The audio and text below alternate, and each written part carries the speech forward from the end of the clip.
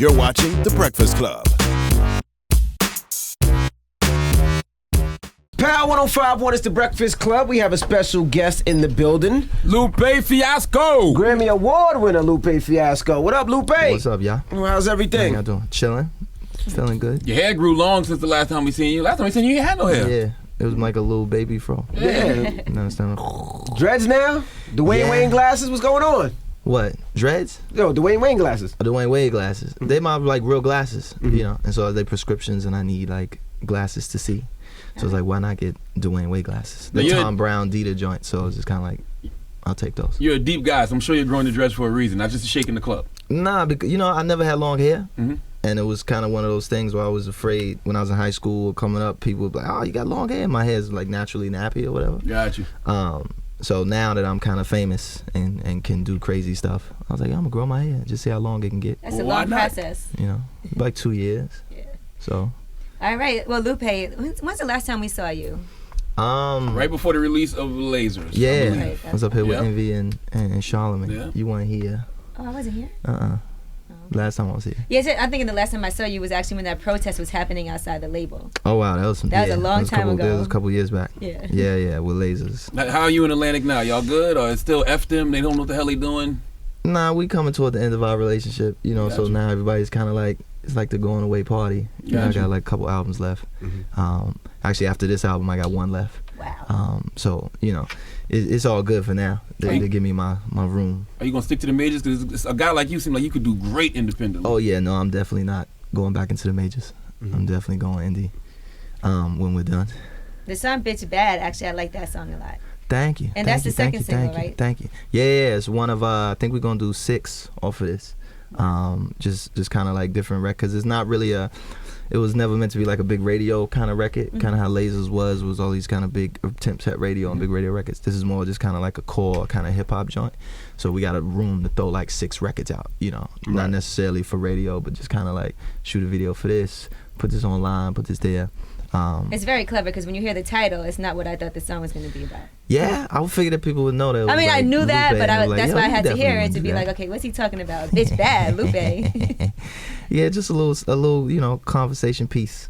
You know, like with anything that I do, I try and make sure that it's, you know, that it has some type of cultural substance, you know, to it, to get people to think. It's weird because I'll hear it on the radio, and then I'll hear like another song come after it that's the complete opposite of that song. You know. And you do Bitch Bad, and then you hear somebody else come out with a song called Bitch Bad. Like, bitches are really bad. Really. Like, really bad. It was Bitch bad. like a week after we dropped that. I think Trina, Lola Monroe, and Shauna came out with their joint. It was the exact same title, exact same Bitch song. bad, for real bad. I was like, yo. Now what happened with Pete Rock? You and Pete Rock, you sampled the Pete Rock. It wasn't a Pete Rock's record. You sampled a record that Pete Rock sampled. They reminisce over you. No. It was Pete. Let's just keep it plain. It was Pete Rock's record. He produced that record. Tom Scott didn't make that beat, you know. But I still had to go through the same process that Pete went through to clear the record. I had to send my lyrics to Tom Scott and Jefferson Airplane and all that.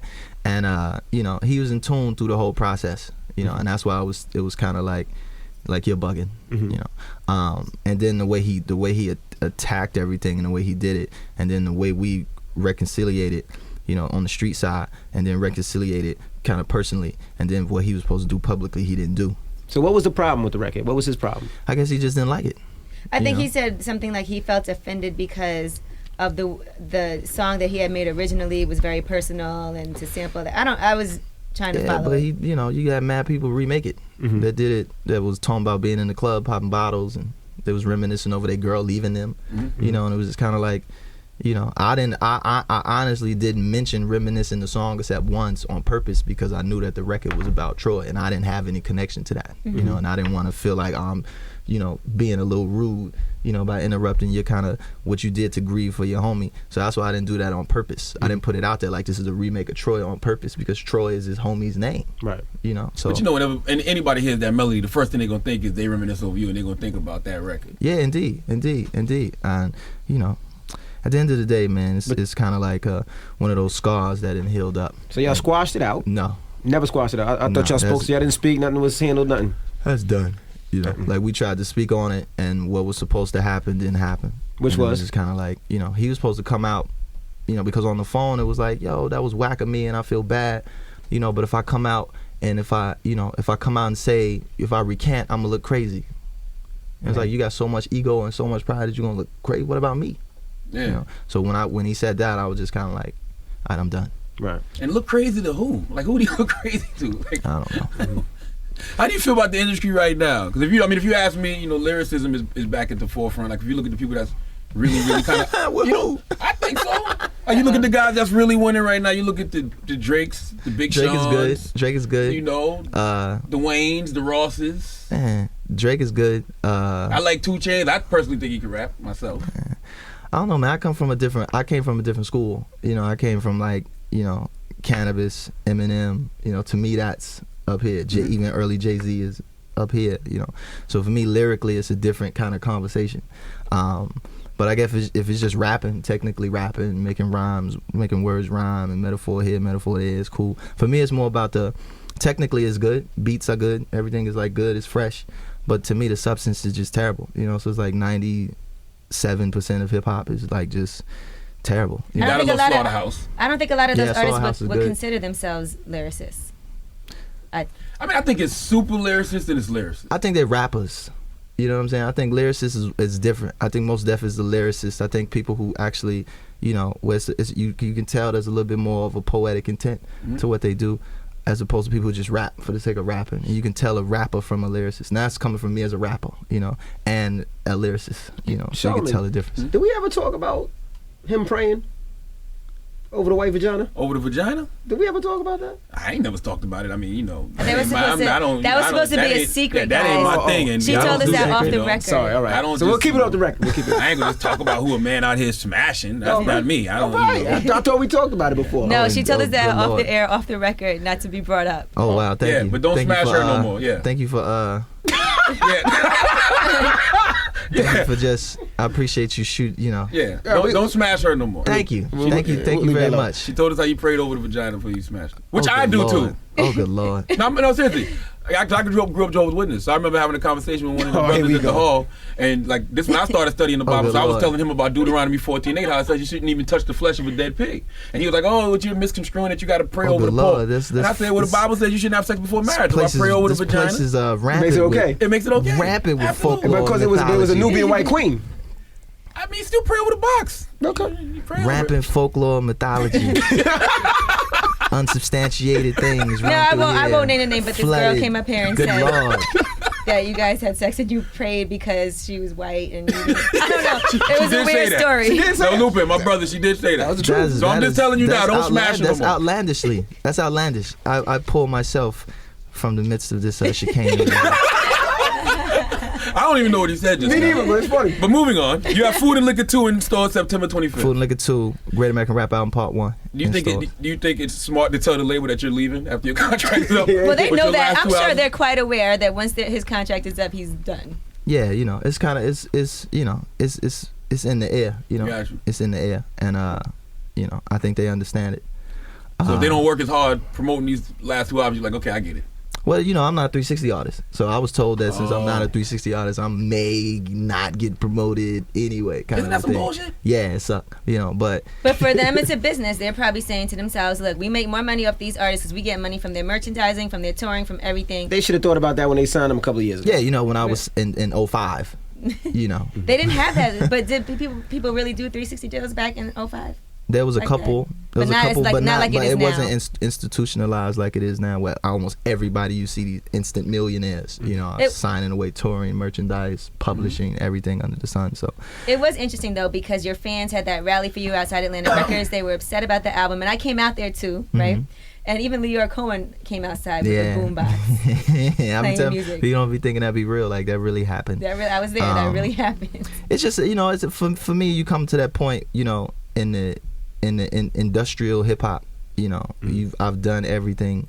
I've achieved my accolades. I've sold my 1 million records. I've done this. I've done that. For me, I never want to do the same thing twice, and I always want to progress and do new things. And the industrial Lupe Fiasco is kind of done. As an established artist, what's your mind state when they call you and say, "Hey, we want a 360 you up. You want a piece of your touring. We want a piece of your merchandising." Like, huh? It's like you're bugging. Like you're bugging.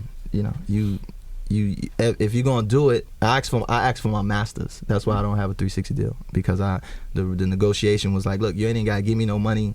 You know, you can take half of the touring and half of the publishing, but I want all my masters. You know, and I was kind of like, huh? Now you're bugging. Now you're crazy right now. You're bugging right now. It's like, you know. They probably respect your artistry and think you're a great artist, but they are trying to figure out how can we get some more of his money from him. Yeah, but they already make the lion's share. Right. You know, when you're already making it's just not fair. This business has never been fair. You know, and to kind of, for me to even be naive enough to come in and say, hey, I'm gonna instill some fairness because I'm such and such artist, so I bring such and such social commentary to this. You know, it doesn't really matter. You know, at the end of the day, because it's based to be unfair. It's based for you to just get yours, and then we get all of yours, kind of a situation. Now, we've been having this convo recently about quote unquote real hip hop. What is real hip hop, and is there such a thing called real hip hop? It was, you know, depending on how you look at it. You know, what vantage point you look at it as being a political, social force. You know, to me, that was real hip hop. You know, where when you said something, it had the potential to cause a riot. You know, it had a potential to rearrange an entire generation's way of thinking, you know, into a positive direction. You know, I think we lost that decades ago. But I don't feel like Public Enemy or KRS-One or Poor Righteous Teachers went in the studio and said, hey, we're about to make a real hip-hop record. They just made music. Yeah, but then, you know, as you got more and more of it and you went away from the source, you know, it got, you know, not that it got diluted, but you had people who recognized what was original and what came before them, and then they wanted to progress on top of that. And then, like with this thing with Pete Rock, you know, progressing off of what he did is not considered good. You know, it's not considered real or heavy. It's whack or it's this or it's that. You know, so. But do you think it's music sometimes? And the reason I say that is, I don't believe in real hip hop. I just believe in good music. And the first time I heard your record, this was way back when. This is when Lupe, nobody fucked with Lupe. It was kind of like, he was kind of like the weirdo coming out. Yeah. And without the drugs. As he points to himself. Yeah, points to himself. And I remember getting the record, and I played the record. At first, people didn't get it. They didn't like it, but then they caught on to the record. And that's the first time we ever met. I never met you before. I just liked the record. So that's what I kind of think music is now. It's not a real hip-hop. It's just good music. And when you, at the time, when you put out that song, I didn't know who you were. You just made good music. And I think some of these artists make good music, whether it's Two Chainz, busting somebody in the head or it's talking about daughters. I just think it's all good music, you know? But when you do that, when you say it's music, you open it up to all music. I barely listen to hip-hop, to be honest. I can skim through something, or you know, you hear it a little bit, but when it comes to music, I listen to jazz, I listen to blues, you know, I listen to rock and roll, you know, I listen to dance music, and hip hop is like sixth, you know, simply because either the messages that are in the blues or the messages that are in the jazz music or reggae, I listen to a lot of reggae, the positivity is what I want to hear. You know, it doesn't matter how it comes. But you DJ too, so what do you play when you DJ? I play dance music. I play EDM music. You know, so I might play, but I do play like I'll play Future. You know, I'll play Same Damn Time because that's like my favorite Future? Record. I like that song. I like that song. He's a dope lyricist, I like the right? beat. Well, I like the beat. I'm not playing it for lyrics. You know? I would just play acapella if that was the case. So what got you into dance music? Stupid. Oh, but they love Future in Atlanta. I was there. I witnessed that. You know.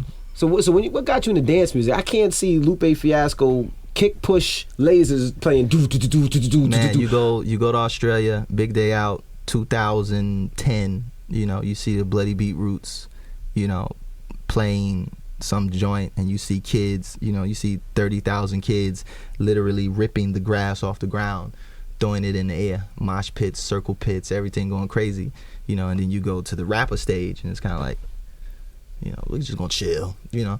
But when you see that energy, and when I perform, I like energy, you know, I like to be, even when I go to a performance or go to a concert, I like to see energy, you know, I like to be in it, jumping up and down, doing the whole thing. So you actually DJ or do you just host? Nah, DJ. So does that mean my you would partner do? just had a residency at the Palazzo in Vegas that just ended. Got a couple shows coming up in Dubai, a couple DJ gigs coming up in South There's good money Africa. in DJing that dance music. Yeah, it's good, you know. So you get no inspiration from hip hop whatsoever? Or you just draw from the past all the time? Like nothing that's going on now? It's rare, like Mos Def. I get a lot of inspiration from Mos Def. A lot of inspiration still from Nas. You know, but it's hard to find. You know, MF Doom. Eminem. You're still human though, Lupe. I mean, the yin and the yang in life is righteousness and ratchetness. You just mentioned Future. Yeah. So there got to be some ratchet tunes you like on the low. I like Future. I like Same Damn Time. It's just that when you don't have to listen to it, and that's one of the things that I never internalized. You don't have to be obligated to rock with hip hop because you're black and you come from the hood and that's what you grew up. Like, nah, I ain't gotta listen to this. You know. And I love pop music. Katy Perry's one of my favorite artists. Oh yeah, she's not. I don't like her. I love her lyrics. It is what it is. But you know, at the end of the day, man, I don't feel like why you know, you don't have to listen to my music. You know, why do you have to subject yourself to this onslaught of just negativity every day?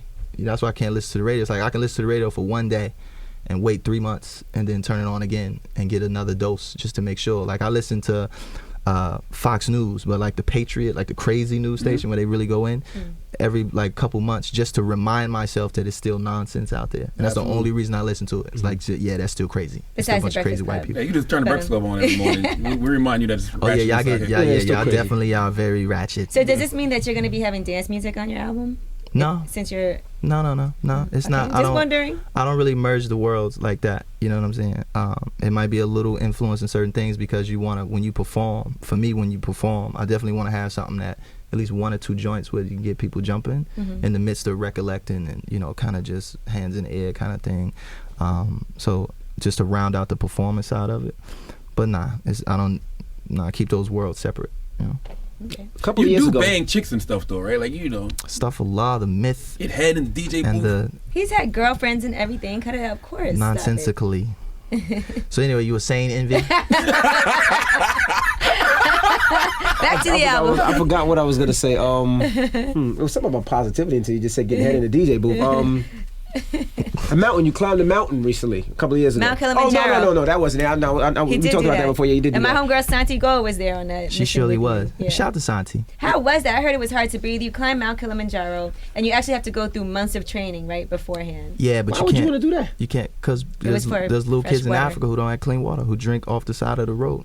And it was to raise money and awareness. We're literally driving, and you see this puddle on the side of the road, and then you see people like walking to it with buckets. And it's like, yo, are they finna drink that? Right. And I was like, yeah, there's no faucets or water fountains around here. So it's just like, oh yeah, we gotta climb this mountain now. Wow. And it's hard to breathe because the altitude is so high, so you had to undergo, this is what Santi was telling me, all kinds of training where you have to like... But you can't really prepare for it. That's the one thing that they told you. Like, you can get physically fit, you can do all that stuff, but what determines whether you're gonna do it is how your body actually acclimates to the elevation when you get up there. You know, there's no way to kind of mimic that. It was cool. It was alright. How did your body acclimate to it? Was there any issues? Because I know it's like hard to breathe, and then some people people could die doing that. Yeah, what they do is they tell you to kind of pace yourself, and they have like these breathing techniques and stuff like that. And then it was like these altitude sickness pills and stuff that we had to take. So, you know, if you stuck to kind of the rules, you were good. But even sticking to the rules, it was like people who bodies just didn't naturally acclimate to being up there, and people had to get carried down the mountain. It was, you know, it's kind of crazy. How long did it take? Took us 7 days. 5 days up, 2 days down. Did you do any writing while you were walking? Did you think about rap at all? We just having fun, man. I was with some of the most, you know, talented people and luminaries from around the world, photographers, actresses, different people. Just so it was more just kind of like having powwows and talking about Africa and talking about the world. And you have to poo outside also. Yeah, they definitely dookied outside. Yeah. Jessica Biel definitely was dookie. That makes everybody seem so much more human. We're all pooping outside. Yeah, it was a lot of peeing behind rocks and dookie everywhere. It's kind of crazy. Did you peek at any girls when they was peeing? No, it was kind of nasty. Nothing was sexy about the mountain at all. You know, nothing sexy. Would you do it again? Indeed. I'm thinking about it. Indeed. I definitely would. My man Kenna is actually putting together part Summit on the Summit 2 of that. We should do it, guys. It's a really good look, man. I'm good. Go see Africa, help some kids. Now, a couple of years ago, one of your partners were locked up. Did they ever come out, and was that thing ever settled, or whatever happened with that? Nah, he's still. We're still working on different appeals and different lawyers. It's just a real complicated situation. Shout out to my man Chili, free Chili. He got some crazy numbers, right? He got 44 years. Ugh. You know, and it's just every day it's make sure that the lawyers is good, make sure he good. He had a little accident in there, so he's a little under the weather, but you know, he's good. Okay. All right. So Rihanna walks in your hotel room, butt ass naked, right? Oh boy. Oh God. And wants to give you something. What do you do, Lupe? So anyway. You know, he prays over it. He prays over it and you tap that ass. There you go. Come on, man. But Lupe, and God would understand. Lupe Fiasco. But you know, Charlamagne been doing this to me forever. When we first did Wendy Williams a long time ago, and I was like, oh, word, and it was like, yo, he's serious. So you know what though, I like meeting brothers like you because, like I always say, you know, the yin and the yang of life is righteousness and ratchetness. Sometimes I'm ratchet, sometimes I'm righteous. Mostly ratchet. Mostly ratchet. 90% but when ratchet. I see you, most of the time you righteous. You know what I mean? So it's like I want to have these conversations with you to say it's got to be some type of balance. Like I sat down with Mr. Farrakhan one time and I asked him, where is the balance with hip hop and Islam? Like where between the spiritual and this side, the savage side, is there a balance? And nobody can seem to give me a straight answer. No, there's definitely you submit to things that, you know, that temptation is a mother. Temptation is not necessarily sin, but it's there, you know. And like I have a huge Ferrari collection. I talk all of this. Yeah, I'm gonna climb a mountain and help these kids in Africa, and you don't drink from puddles on the side of the road. Then I'll go, you know, splurge on 10 cars. What Ferraris you have? Uh-oh. I just sold my 575 and my 456 and picked up a Daytona coupe and this Austin Healey. They're not Ferraris, but I got a 412 and a 400, so it's like an 83 and an 86. You know, but I'm kind of like I'm scheming on like what my next piece is. None of the new ones. No, I drove them. Like I drove the FF. I went to Australia and they laid it out for me. Drove all the new cars. I just don't feel the passion, you know. And then you can't get too far into the old ones because you'll be out of 100,000 fixing the transmission or something like that. So you got to really be my head right clear. Yeah. Sorry about that. Apologize. My only demons are vagina, liquor, alcohol. You back to liquor and alcohol is the same thing. Vagina, liquor, and marijuana. Those are my only demons. Oh my goodness. Well, Food and Liquor 2 in store September 25th. Yeah. Lupe Fiasco, The Breakfast Club. Appreciate you hanging with us, bro. Indeed. Thank y'all, man. Appreciate it.